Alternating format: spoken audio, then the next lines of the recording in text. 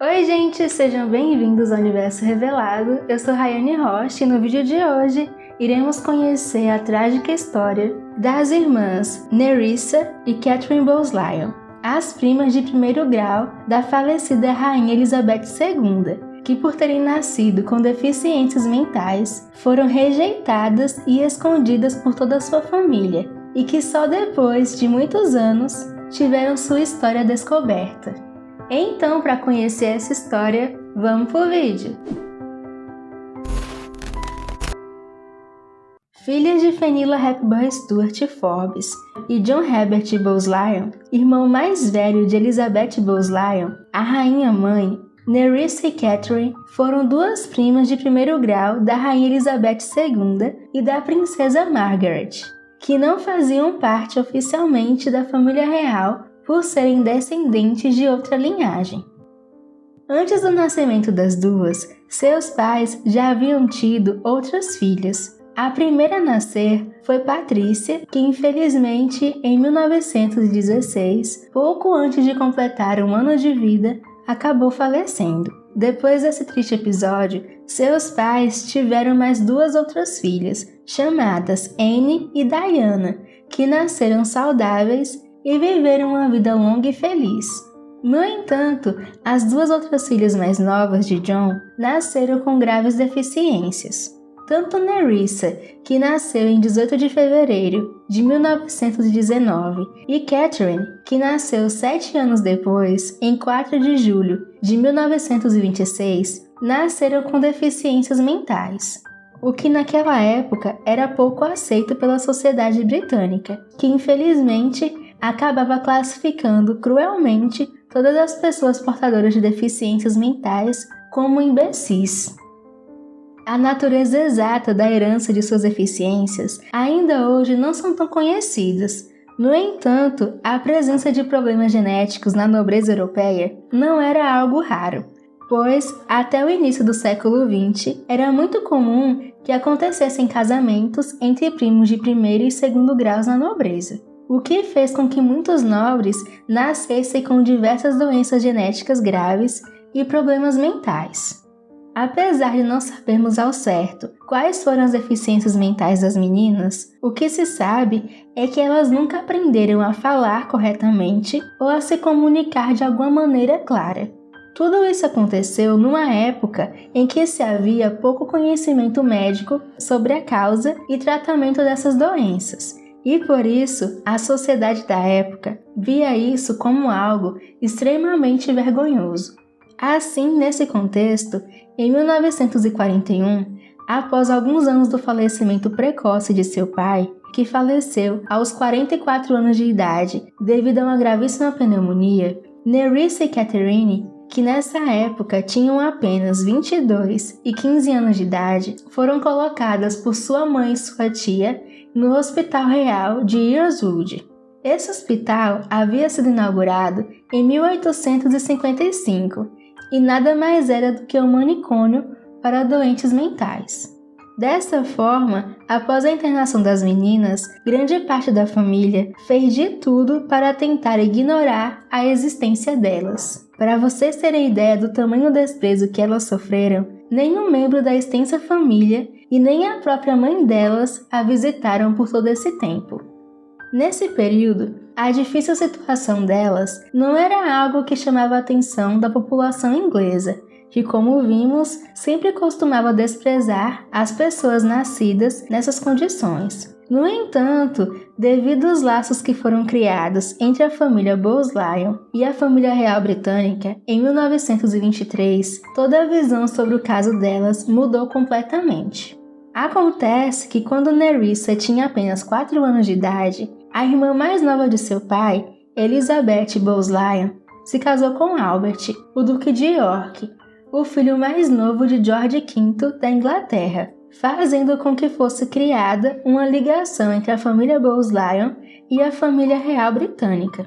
Só que ninguém esperava que essa ligação entre eles e a monarquia britânica ficaria ainda mais forte, quando nos anos seguintes Albert, o filho mais novo de George V e cunhado do pai das meninas, acabou se tornando rei da Inglaterra após o falecimento de seu pai e do breve reinado de seu irmão mais velho, que acabou renunciando à coroa para poder se casar com uma jovem americana que havia se divorciado 2 vezes, o que era considerado totalmente inaceitável para a coroa, fazendo de Albert, o antigo Duque de York, o novo rei George VI da Inglaterra, o que inevitavelmente fez com que Elizabeth Bowes-Lyon, a tia das meninas, se tornasse a nova rainha consorte da Grã-Bretanha, se tornando futuramente a famosa Rainha Mãe. Vale lembrar que em 1926, algumas semanas antes do nascimento de Catherine, a sua tia deu à luz a futura Rainha Elizabeth II, fazendo das 3 meninas primas de primeiro grau. Com o passar dos anos, Catherine e Nerissa continuaram a viver no hospital de Earlswood, completamente abandonadas pela família. Enquanto as meninas estavam lá, o marido de sua tia, o rei George VI, acabou falecendo precocemente devido a um problema de saúde grave causado por tabagismo, fazendo da prima de primeiro grau delas a nova rainha Elizabeth II, que governaria a Grã-Bretanha pelos próximos 70 anos, tendo o reinado mais longo da história. Grande parte da controvérsia em torno do caso das irmãs Bowes-Lyon se agravou quando, em 1963, a edição do Book Aspirage, que é um estudo genealógico publicado anualmente fornecendo detalhes sobre todos os antepassados e atuais membros da nobreza britânica e irlandesa, publicou que as 2 irmãs já haviam falecido, quando na verdade elas ainda estavam vivas.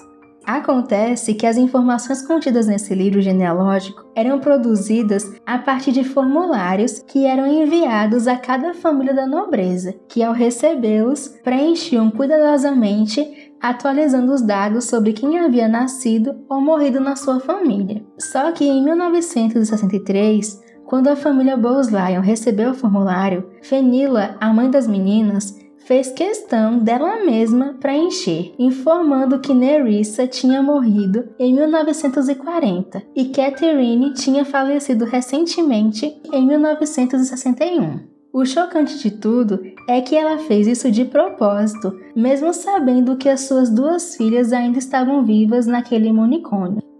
Em 1987, quando tudo isso veio à tona, através de um jornalista que descobriu essa história, para se defender, as famílias disseram que eles haviam sido enganados e que não sabiam que elas ainda estavam vivas. No entanto, o que torna essa história ainda mais sombria e triste é que, na verdade, eles sabiam sim de tudo isso, pois mesmo após entregarem um formulário informando que elas já haviam falecido, eles continuaram pagando 125 libras para o hospital Earlswood anualmente, para custear a internação das meninas.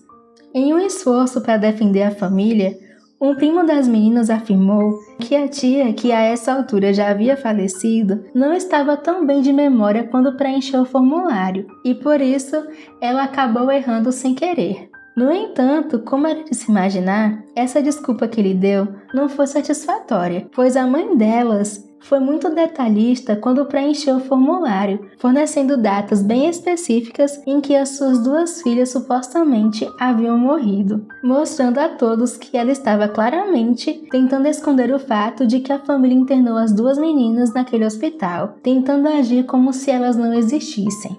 Nerissa e Catherine viveram nesse manicômio por várias décadas, até que em 1986, aos 66 anos de idade, Nerissa acabou falecendo, após 45 anos de internamento. Seu funeral não foi assistido por nenhum membro de sua extensa família. Com isso, em vez de familiares, seu funeral foi acompanhado por apenas alguns funcionários do hospital. Após a sua morte, Catherine continuou internada lá até o hospital ser fechado em 1997. Antes do fechamento, Catherine, junto com outros vários primos que haviam sido internados lá secretamente ao longo dos anos por sofrerem da mesma doença genética que elas, foram transferidos para uma casa de repouso chamada Cat One, que apenas 4 anos depois também foi fechada. Com isso, eles foram transferidos para outros lugares e em fevereiro de 2014, aos 89 anos de idade, após passar 70 anos internada, ela faleceu. A história de Catherine Nerisse se tornou uma fonte considerável de escândalo e de diversas teorias da conspiração, pois era inaceitável que primas de primeiro grau da Rainha Elizabeth II estivessem tanto tempo escondidas e rejeitadas por seus parentes. E por isso, o jornal britânico The Sun fez uma grande investigação sobre esse caso, descobrindo que toda essa situação havia sido culpa de Fenilla, a própria mãe das meninas, que insistia em rejeitá-las. Outro fato sobre essa história é que o jornal descobriu que não havia nenhuma lápide no túmulo das irmãs, mas sim apenas uma etiqueta de plástico com o nome delas e um número de série, identificando o local onde elas haviam sido enterradas, chocando toda a população britânica. E só após todo esse escândalo ser descoberto, foi que 2 sobrinhas e um sobrinho das meninas mandaram construir uma lápide no túmulo delas. Desde então, a triste história das irmãs Bowes-Lyon vem sendo o centro das atenções de tempos em tempos. Em 2011, o famoso Canal 4 da TV britânica transmitiu um documentário chamado As Primas Secretas da Rainha, contando toda a história delas, fazendo fortes acusações contra a família Bowes-Lyon e a família real britânica, afirmando que elas eram maltratadas enquanto eles viviam suas vidas confortáveis e luxuosas.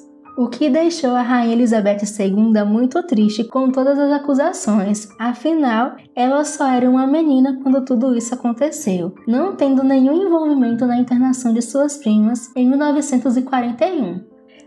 Recentemente, a história de Nerisse e Catherine veio à tona mais uma vez, no 7º episódio da 4ª temporada da famosa série The Crown da Netflix, intitulado O Princípio da Hereditariedade, mostrando a frieza da família real em meio a essa situação. E por mais que a triste vida das irmãs Bowes-Lyon choquem a todos por elas pertencerem a famílias tão nobres, toda essa história de rejeição apenas ressalta um triste reflexo da sociedade, que até meados do século XX sempre rejeitou e tentou esconder pessoas como elas. Bom, gente, esse foi o nosso vídeo de hoje. Se você chegou até aqui, não esqueça de deixar aquele like e se inscrever aqui no canal se ainda não é inscrito, para descobrir muitas outras histórias como essa. Muito obrigada pela companhia e até o próximo vídeo. Tchau!